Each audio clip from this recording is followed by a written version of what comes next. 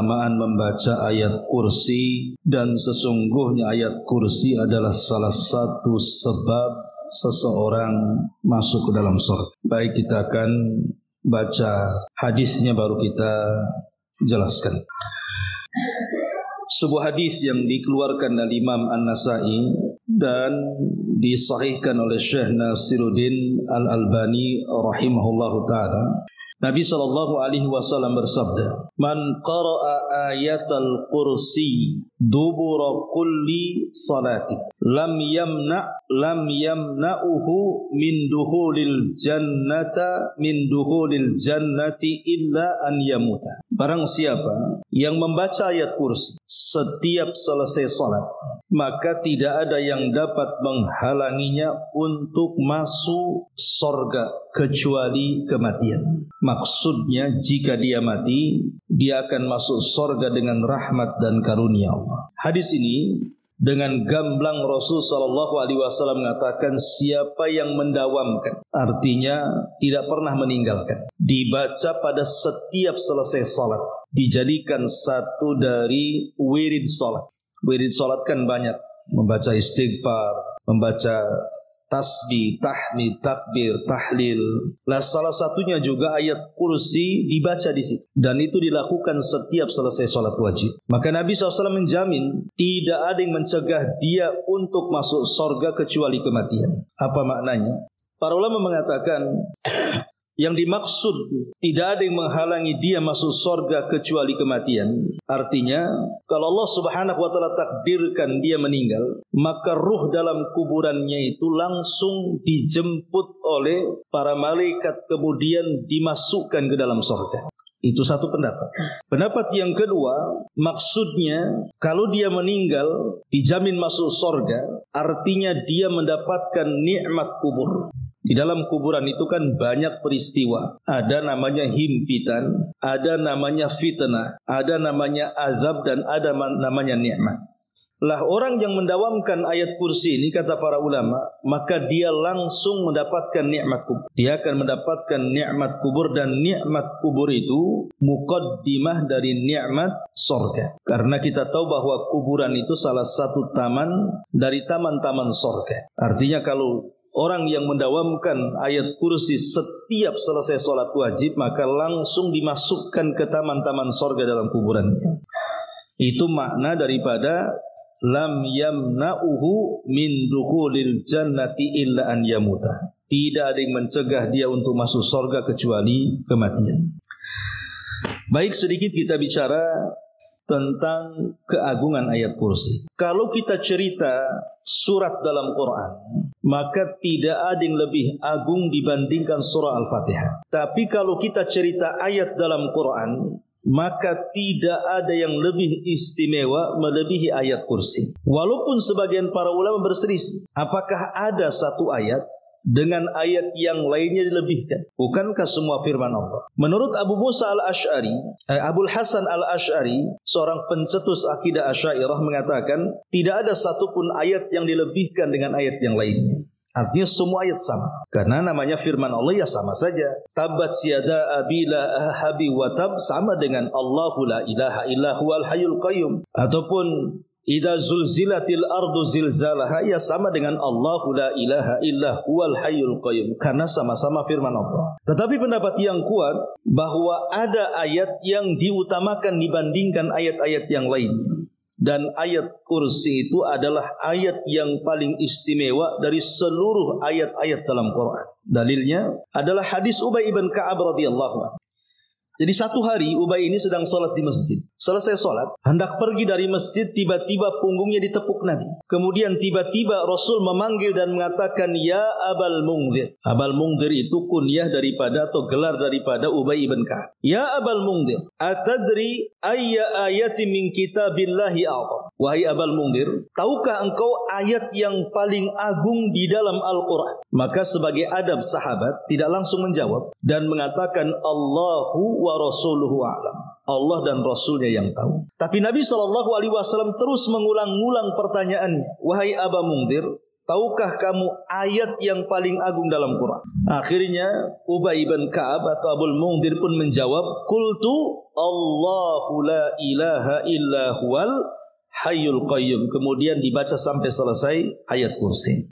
Maka dengan bangganya Nabi SAW menepuk dada Ubay, kemudian mengatakan, wallahi liyahnikal ilmu ya Aba Mundhir. Demi Allah wahai Abu Mundhir, semoga Allah menambah kesemangatan untuk mencari pengetahuan. Karena kecerdasan, hadis ini dikeluarkan Imam Muslim. Berarti hadis ini menunjukkan bahwa ada ayat yang dilebihkan dari semua ayat, dan ayat itu ada di ayat kursi. Jadi kalau ditanya ibu, ayat yang paling agung dalam Quran itu ayat apa? Ibu sebut Surah Al-Baqarah ayat 255 atau ayat kursi. Kalau ibu ditanya surat apa yang lebih agung dalam Quran, ya ibu katakan Surah Al-Fatihah. Jadi kalau Surah Al-Fatihah, kalau ayat kursi.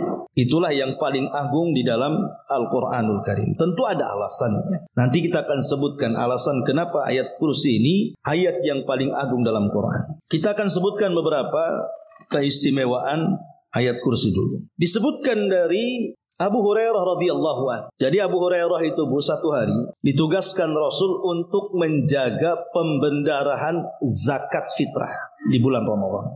Jadi setelah zakat-zakat itu terkumpul, kemudian diletakkan di gudang. Lah sebagai penjaga zakat itu Abu Hurairah di malam hari. Entah kenapa malam itu datang pencuri mencuri beberapa makanan dari gudang zakat fitrah itu.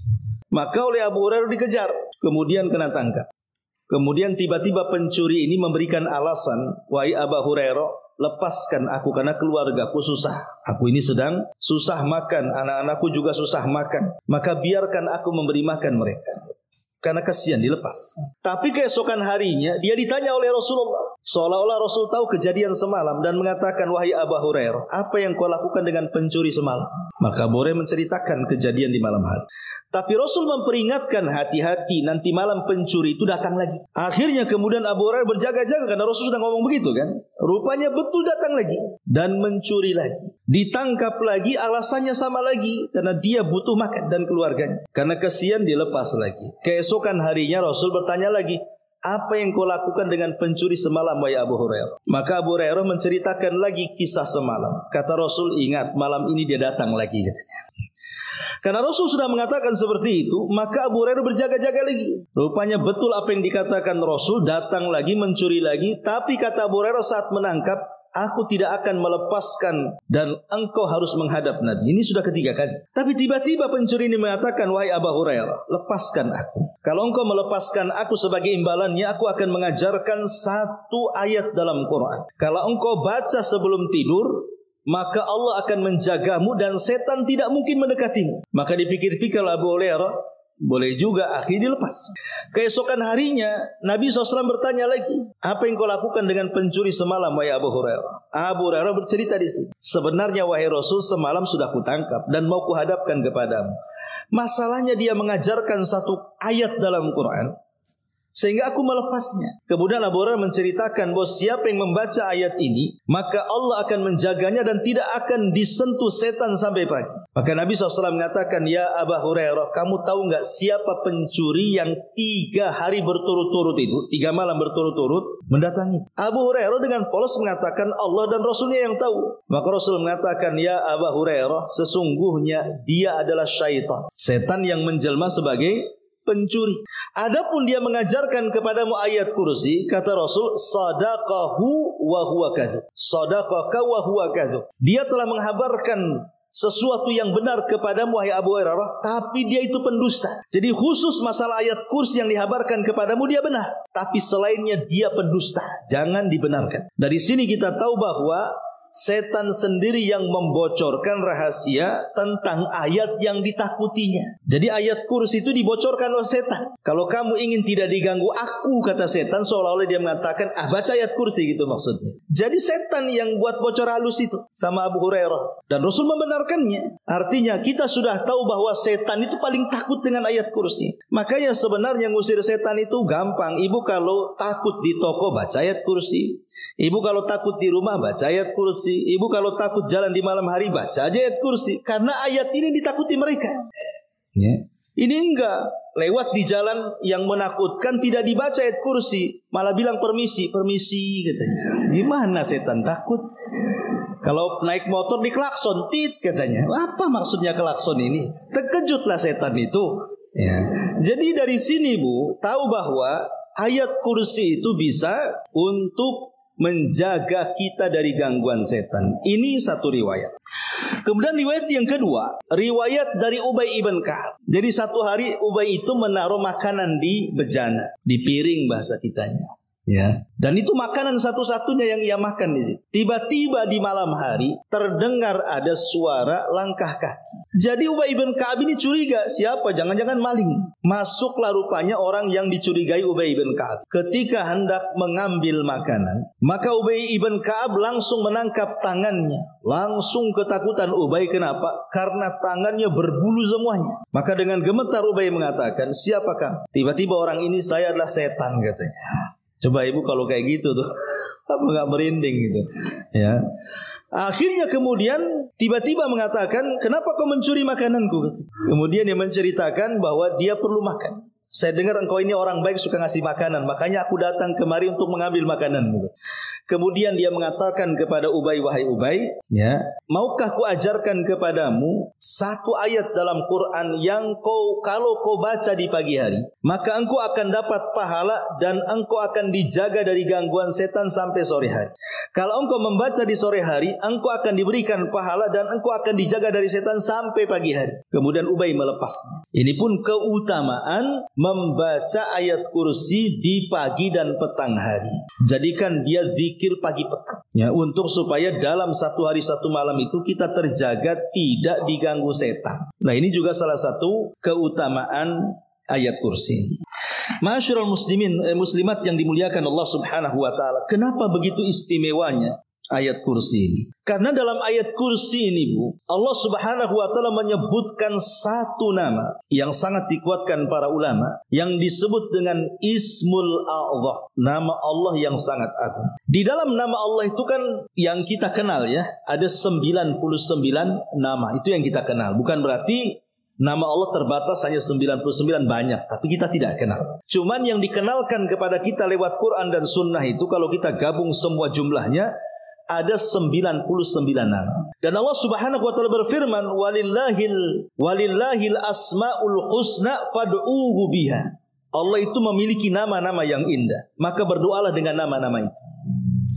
Lah, dalam nama-nama Allah itu ada nama yang kalau kita gunakan dalam doa, maka doa kita tidak mungkin ditolak, pasti mustajab. Lah, nama Allah itu disebut Ismul A'zam, nama Allah yang sangat agung. Dan itu ada di ayat kursi. Apa nama Allah yang sangat agung? Menurut Imam Ahmad ibn Hanbal rahimahullahu ta'ala, dari Asma binti Yazid ibn Sakan, seorang wanita salihah, dia berkata, aku mendengar Nabi SAW bersabda bahwa fi hatainil ayataini Allahu la ilaha illa huwal hayyul qayyum wa alif lam mim Allahu la ilaha illa huwal hayyul qayyum inna fihima ismullahil a'zam. Sesungguhnya di dua ayat dalam dua surat, maksudnya dua ayat dalam surat itu, dua surat maksudnya Al-Baqarah dan Al-Imran. Terdapat dua ayat dalam dua surat Al-Baqarah dan Al-Imran itu yang disebut dengan Ismul A'zam, yang kalau seandainya seseorang berdoa dengan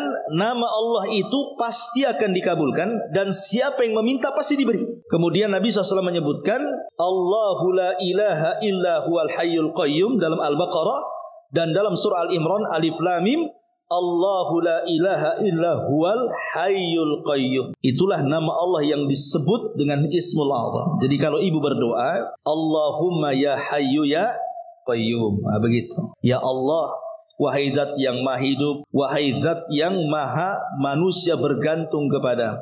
Baru ibu meminta. Ya, jadi dalam doa itu ibu panggil dulu Allah dengan kata-kata Allahumma ya hayyu ya qayyum. Allahumma ya hayyu ya qayyum, baru ibu minta. Siapa yang memanggil Allah seperti itu, Allahumma atau ya Allah ya hayyu ya qayyum, maka doa-doa seseorang tidak mungkin ditolak dan permintaannya tidak mungkin tidak dikabulkan, karena dia telah menyebut Ismul A'zam.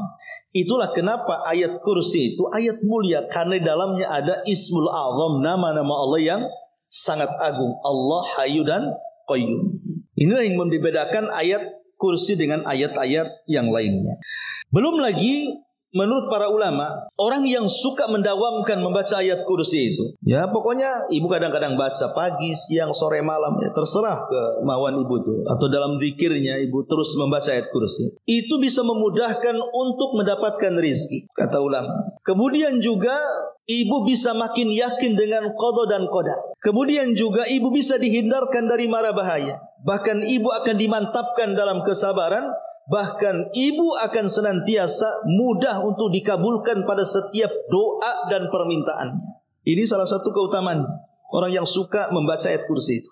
Jadi ini bukan ayat biasa. Jadi ayat kursi ini kalau kita buka poin, mungkin yang paling agungnya adalah 5 poin saja. Sebenarnya banyak, saya akan sebutkan 5 poin. Kenapa ayat ini berbeda dengan ayat-ayat yang lainnya? Pertama, berdasarkan nas hadis, di mana Rasul mengatakan kepada Ubay, tahukah kamu ayat yang paling agung? Menunjukkan bahwa ayat kursi itu ayat yang paling agung berdasarkan nas hadis. Satu. Yang kedua, di ayat kursi ini ada makna yang dalam yang tidak ada dalam ayat-ayat yang lain. Kita tahu bahwa ayat dalam Al-Quran itu kan banyak, 6.400 lebih lah, ya, ayat-ayat dalam Quran itu jumlahnya, ya. Tetapi ayat kursi ini berbeda. Jadi kalau seandainya ibu membaca umpamanya Alif Lam Mim Dzalikal Kitab, itu kan 2 ayat.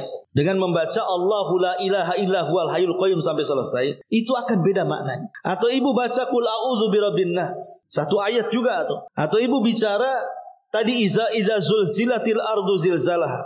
Atau ibu baca alam taro kaifa fa'ala rabbuka bi ashabil fil. Itu kan sama-sama 1 ayat itu. Tapi kalau kita memahami makna ayat dalam ayat kursi dengan makna ayat dalam surat-surat yang lain, itu akan dibedakan. Di mana ayat kursi itu sangat dalam sekali dan makna-maknanya tidak terdapat dalam ayat-ayat dalam Quran yang lainnya. Ini yang kedua. Yang ketiga, yang luar biasanya ayat kursi itu, Bu. Di situ Allah Subhanahu wa taala memulai dengan usul nama. Usul nama itu artinya masdar dari semua nama Allah Subhanahu wa taala. Di mana semua nama Allah yang 99 itu kembali ke 1 nama ini. Apa itu? Allah. Karena Allah memulakan dengan kalimat Allah kan? Allahu la ilaha illa huwal hayyul qayyum. Allah mulakan dengan kalimat Allah. Dan semua nama itu bersumber dari Allah. Makanya lafaz tauhid itu tidak ada yang mengucapkan la ilaha illa rahman, la ilaha illa al-aziz, la ilaha illa ar-rahim. Tidak ada. Pasti la ilaha illallah. Tidak boleh juga kita katakan la ilaha illa rahman atau la ilaha illa al-latif, la ilaha illa al-hayy. Tidak boleh. Tetap harus dibaca la ilaha illallah. Kenapa? Karena semua nama kembali ke lafaz Allah. Sebab kalau la ilaha illa rahman, tidak ada yang berhak disembah kecuali ar-rahman umpamanya kan. Ar-rahman ini bisa saja dia Allah, bisa bukan Allah. Karena di zaman Nabi SAW ada nabi palsu namanya Musailamah al-Kadzab. Itu dijuluki dengan Rahmanul Yamamah. Rahmannya orang-orang Yamamah katanya. Ataupun kalau kita melihat surah Yusuf, ayah angkat Nabi Yusuf yang membeli dari pasar kemudian dididik sampai besar siapa namanya? Al-Aziz namanya. Ya, Al-Aziz diambil dari nama Allah juga kan. Kalau kita katakan la ilaha illa al-aziz namanya, bisa saja al-aziz itu bukan Allah, tapi ayahanda, ayah angkatnya Nabi Yusuf kan itu. Makanya kenapa di sini betapa agungnya ayat kursi itu sehingga dimulai dengan sumber dari seluruh nama-namanya. Allah, Allahu la ilaha illa huwal hayyul qayyum. Kemudian yang keempat, 17 kata ganti. Kalau kita bedah satu-satu ayat kursi dari awal sampai akhir, itu ada kata ganti, dalam bahasa disebut domir, kata ganti. Sebanyak 17 kata ganti itu kembali kepada Allah. Baik kata ganti mukhatab ataupun kata ganti ghaib, itu semua kembali kepada Allah Subhanahu wa taala. 17 kata ganti, dan itu tidak ada dalam ayat yang lain. Ya. Kemudian yang kelima, luar biasanya, bahwa dalam ayat kursi ini terdapat 2 ibadah para malaikat. 2 ibadah para malaikat itu apa? Bertasbih dan bertakdis. Lihat ketika malaikat mengatakan apa? Nahnu nusabbihu bihamdika wa nuqaddisulah. Kami bertasbih kepadamu dan kami bertakdis kepadamu. Ada tasbih, ada takdis. Ya. Nusabbihu dan nuqaddisu. Apa sih bedanya tasbih dengan takdis? Kan sama-sama membersihkan, mensucikan. Kalau tasbih itu artinya membersihkan zatnya Allah dari seluruh kekurangan. Kalau takdis itu membersihkan perbuatan Allah dari seluruh perkara-perkara yang tidak menyempurnakan Allah. Seperti umpamanya dalam ayat kursi, Allah tidak ngantuk. Ini namanya takdis. Karena ngantuk bagi Allah itu perbuatan yang tidak sempurna. Allah tidak tidur. Karena tidur bagi Allah itu adalah perbuatan yang tidak sempurna. Tapi ngantuk kepada manusia, tidur kepada manusia, justru itu sempurna. Coba saja ibu kalau seminggu tidak tidur, apa nggak datang ke awal bros? Tanya ke dokter, kenapa dok saya tak tidur? Pasti dikasih pil. Ya. Karena tidak tidur bagi makhluk itu tidak sempurna. Justru yang tidur itu sempurna, apalagi banyak kali tidurnya sempurna kali itu. Berarti manusia ibu masih bisa tidur, itu manusia artinya. Ya, malaikat kan nggak tidur, tapi ada yang sifatnya takdis lah. Di dalam ayat kursi itu ada tasbih, ada takdis, ada tasbih mensucikan Allah Subhanahu Wa Taala dari zat-zatnya, dari zat Allah yang tidak sempurna. Ada yang mensucikan sifatnya dari perbuatannya yang kurang sempurna. Makanya ayat ini sangat agung sekali, sampai-sampai dikatakan satu-satunya ayat yang paling agung dalam Al-Quran. Lebih-lebih lagi, satu ayat ini menceritakan tauhid dari awal sampai akhir. Dan dalam kaidah para ulama itu, syaraful ilmi ala syarafil ma'lum. Kemuliaan sebuah pengetahuan itu ditentukan pengetahuan yang akan dipelajarinya. Jadi kemuliaan sebuah pengetahuan atau ilmu itu ditentukan dengan pengetahuan apa yang akan dipelajari. Dan tidak ada pengetahuan yang dipelajari yang lebih mulia melebihi tauhid. Jadi ayat kursi itu menjawab pertanyaan siapa Tuhanmu. Jadi kalau ibu ditanya, Tuhan ibu siapa sih? Itulah jawabannya ayat kursi. Ibu jawab, Allahu la ilaha illa huwal hayyul qayyum. Itu semua jawaban dari pertanyaan man rabbuka, siapa Rabbmu. Karena ini pertanyaan akan ditanya dalam kubur kita tuh. Siapa Rabbmu? Maka jawabannya ada dalam ayat kursi. Nanti kita akan jelaskan secara singkat tafsirnya supaya kita tahu siapa Tuhan kita. Ma'asyiral muslimin wal muslimat yang dimuliakan Allah Subhanahu wa taala, intinya bahwa ayat kursi ini banyak sekali keutamaan yang luar biasa. Baik, kita akan tafsirkan sedikit saja biar punya pengetahuan isi daripada ayat kursi.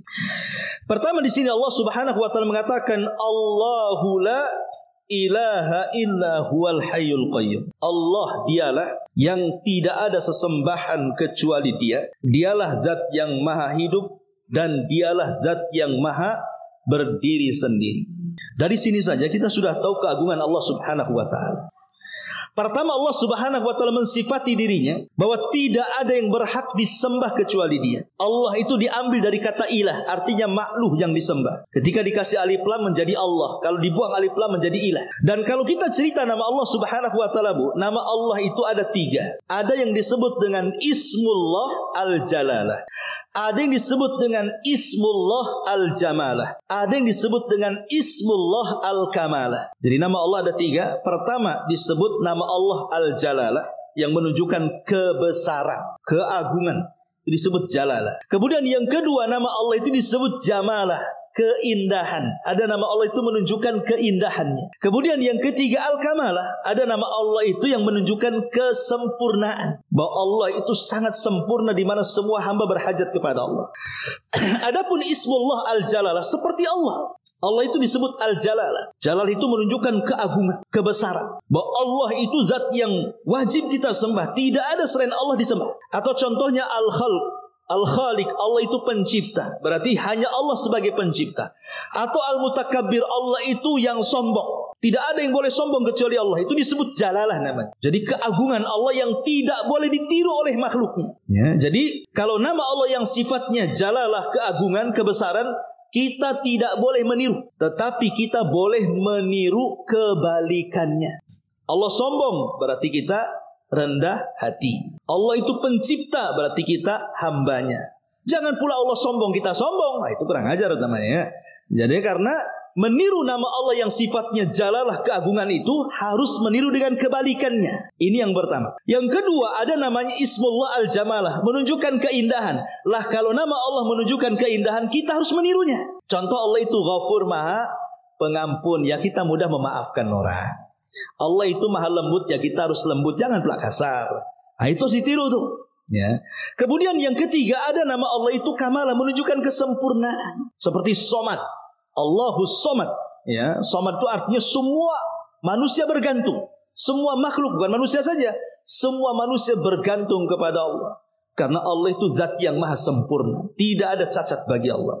Lah Allah itu adalah nama Allah Al-Jalalah. Maknanya Allah itu zat yang disembah. Ya, dan tidak ada selain Allah yang disembah. Kemudian Allah mensifati dirinya Al-Hayyu. Hayyu itu zat yang maha hidup. Satu kisah dalam sejarah. Ketika Nabi SAW meninggal dunia, Abu Bakar Siddiq radhiyallahu anhu ketika itu meyakinkan para sahabat bahwa Rasul sudah meninggal. Karena ketika itu para sahabat gak yakin, masa Nabi meninggal. Bahkan Umar itu sampai mengambil pedang ke rumahnya, kemudian mengangkat pedang dan mengancam manusia. Siapa yang mengatakan Muhammad sudah mati, ku penggal lehernya. Saking gak yakinnya Rasul sudah meninggal.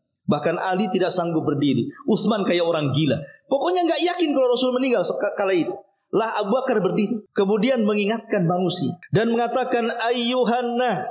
Ya, wahai manusia, man kana minkum ya'budu Muhammadan fa inna Muhammadan qad mat, wa man kana ya'budullaha fa innallaha hayyun la yamut. Manusia, siapa di antara kalian yang menyembah Muhammad, Muhammad sudah mati. Tapi siapa yang menyembah Allah, Allah zat yang maha hidup dan tidak akan pernah mati. Dari sini kita tahu bahwa Allah itu memiliki nama Al-Hayy, zat yang maha hidup. Konsekuensinya apa, Bu? Kalau kita meyakini Allah zat yang maha hidup, berarti semua hajat-hajat kita akan didengar. Semua hajat-hajat kita akan diberi.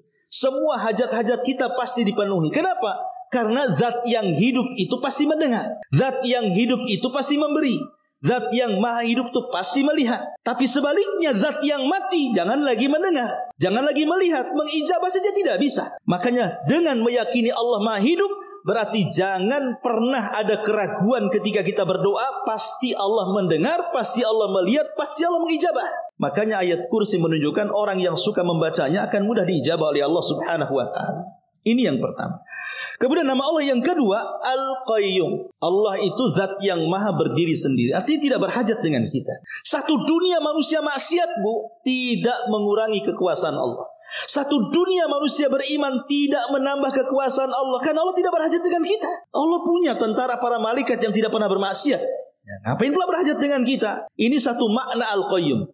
Makna Qayyum yang kedua, artinya Allah itu zat yang maha mampu untuk memberikan semua hajat dan kepentingan manusia. Sekiranya, Bu, logika, satu dunia ini manusia berkumpul di tanah lapang. Jangan manusia, sak jin-jinnya kumpullah di situ. Kemudian masing-masing orang dan jin itu meminta sesuatu.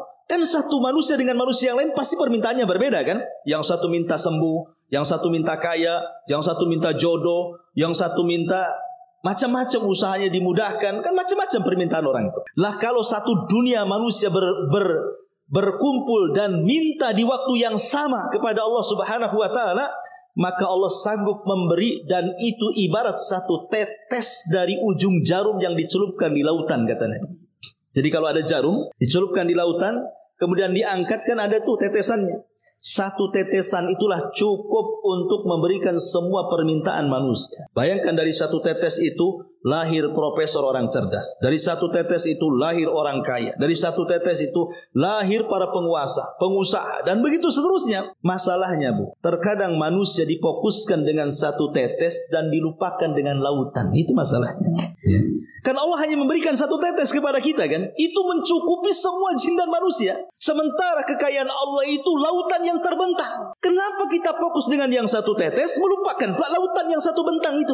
Akhirnya kita lebih fokus mengejar yang satu tetes, meninggalkan yang lautannya itu. Maksudnya lautan itu adalah akhiratnya, sorganya. Sementara satu tetes itu dunianya. Nah, ini yang harus dipahami dari kalimat Al-Qayyum. Jadi kalau ditanya siapa Allah, Allah itu tidak ada zat yang maha berhak disembah kecuali Dia. Siapa Allah? Allah zat yang maha hidup. Siapa Allah? Allah zat yang maha berdiri sendiri dan maha memberikan semua hajat makhluknya. Kemudian kalau ditanya lagi siapa Allah, maka kita jawab, lahu ma fis samawati wa ma fil ardh. Dialah pemilik langit dan pemilik bumi. Dialah yang menciptakan langit dan bumi. Pertanyaan pun muncul.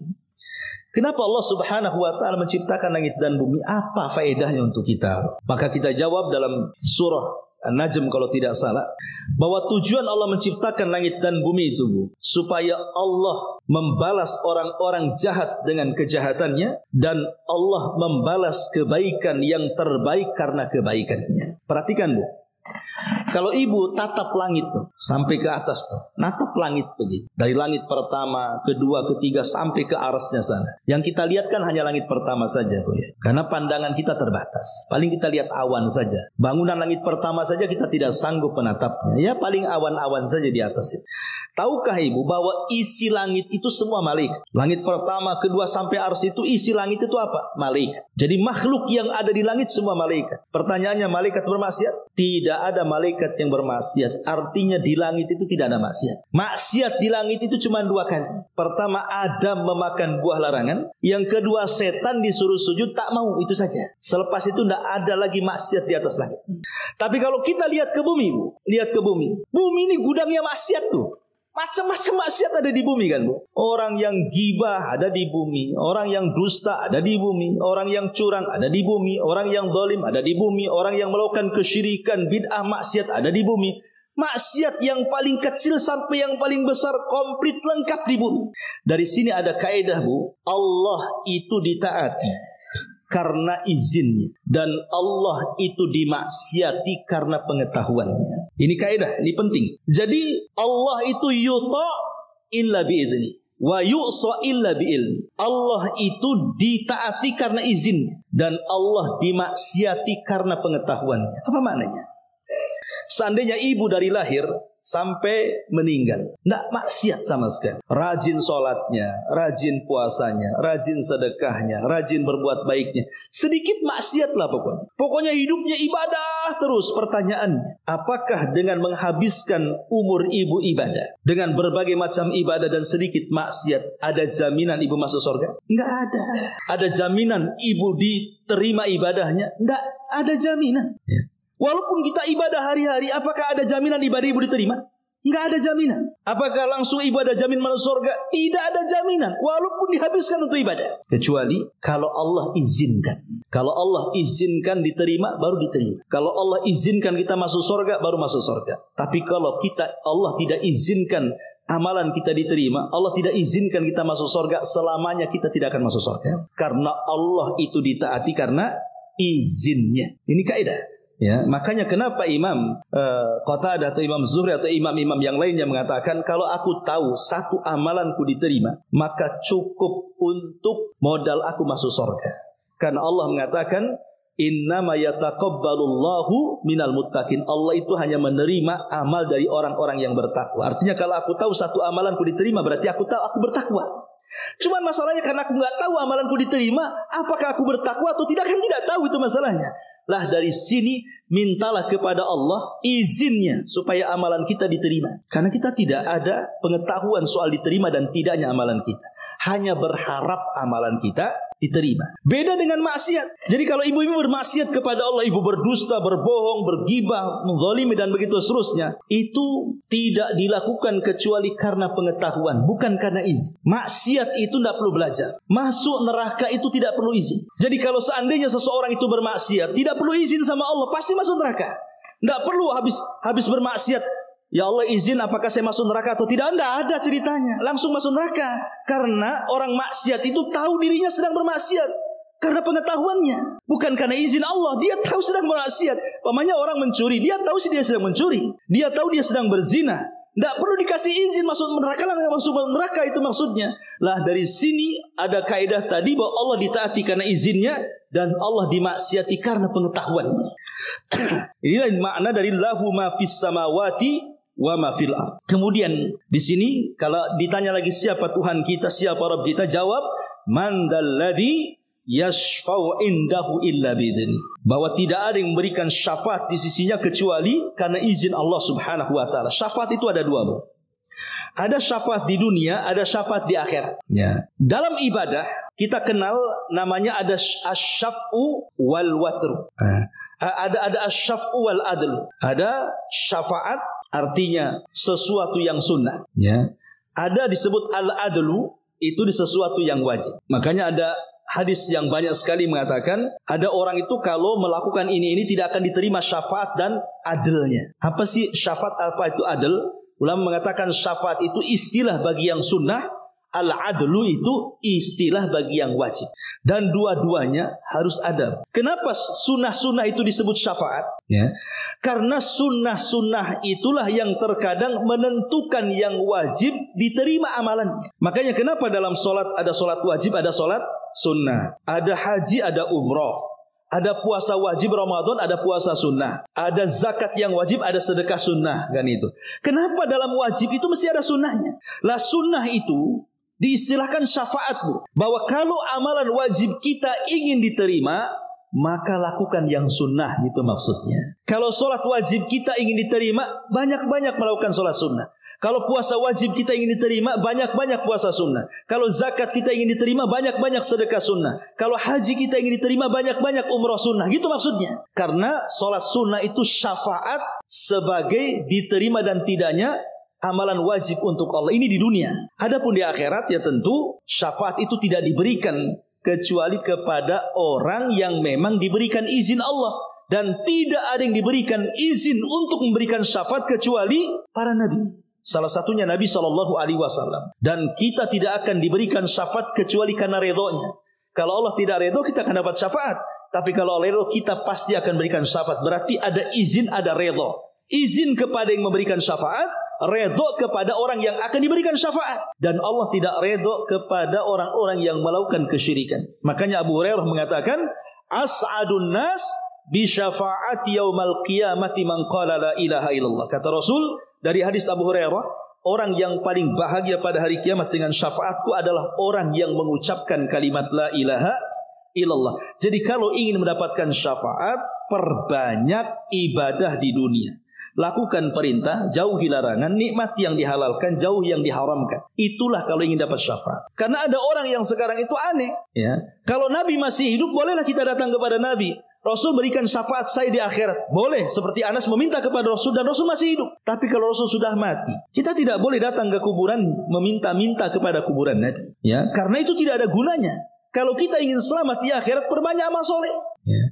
Saya tuh lihat di YouTube, ya, ada satu ajaran di Malaysia, ya. Dia ngomong di murid-muridnya, kalau kalian menjadi pengikutku, tenang. Kalau kalian masuk neraka, gampang. Nanti ku lempar serbanku, tinggal tangkap saja. Nanti ku tarik, ku masukkan ke sorga. Enak gak tuh ajaran kayak gitu?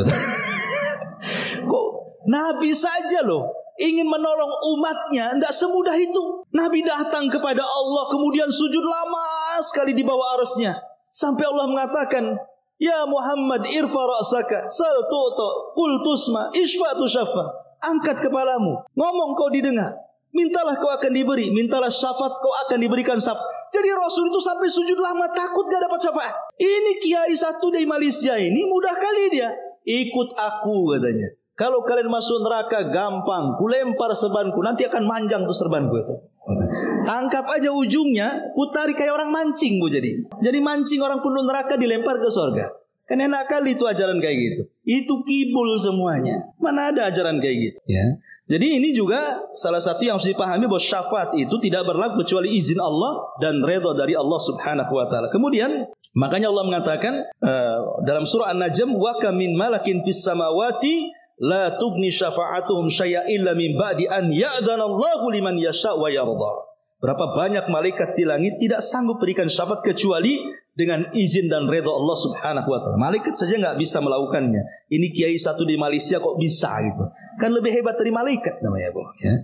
Kemudian juga setelah itu Allah mengatakan ya'lamu ma baina aydihim wa ma khalfahum. Kalau ditanya siapa Allah, dialah zat yang Maha mengetahui ma bi aydihim, apa yang ada di hadapannya, wa ma khalfahum, dan apa yang ada di belakang.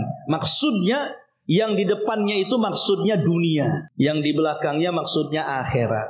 Jadi Allah mengetahui perkara dunia dan Allah mengetahui perkara akhirat. Dan pengetahuan Allah itu meliputi semua makhluknya. Ingat, kemampuan kita melihat, kemampuan kita mendengar, itu ada batasnya. Walaupun pakai kacamata pun, sampai kemana lah batas melihat itu pasti ada batasnya. Kita mendengar, itu ada batasnya. Kita saja tidak tahu di rumah ngomong apa orang-orang itu. Itu ada batasnya. Tapi pengetahuan Allah Subhanahu wa taala meliputi segalanya. Bahkan sekalipun gelap gulita, dedaunan yang jatuh berapa jumlahnya, pohon apa saja yang jatuh daunnya, di mana letaknya semua Allah tahu. Tapi kita ini tidak tahu. Bahkan satu jengkal di bawah kaki kita tidak tahu ada cacingnya atau tidak.